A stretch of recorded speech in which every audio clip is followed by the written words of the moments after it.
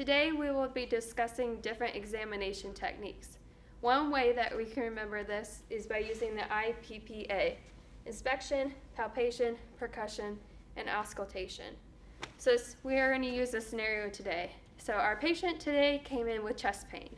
So first I would want to inspect the patient's chest. Why would I do this? Because maybe there's a big scrape that we can't see underneath their shirt, or there's something protruding out of the patient's chest. So you want to actually take their gown off or their clothes off and inspect the chest.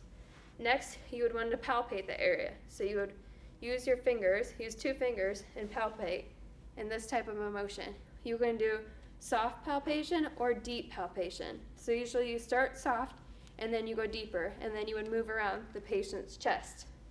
Next, you could do percussion.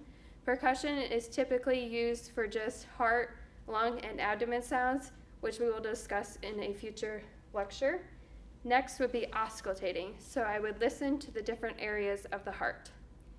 So this is the general examination techniques that we would use, but this differs for bowel sounds. Bowel sounds is a different order that you would do this.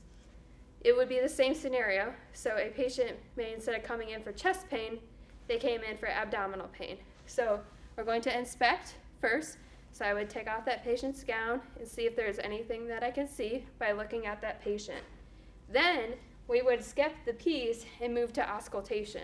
Why would we move to auscultation next? Because if I'm pushing on that patient's abdomen, those sounds are not going to be accurate that we're hearing, because the patient is more likely to have hyperactive bowel sounds because we're palpating our patient. So first I inspected the abdomen of my patient, then I listened in all the 4 quadrants for up to 5 minutes each. When you auscultate the abdomen, you can either have absent bowel sounds, which you must listen for 5 minutes in each quadrant to have that be absent, or hypoactive bowel sounds, meaning minimal, active bowel sounds, meaning normal, and hyperactive, meaning it's gurgling all over the place.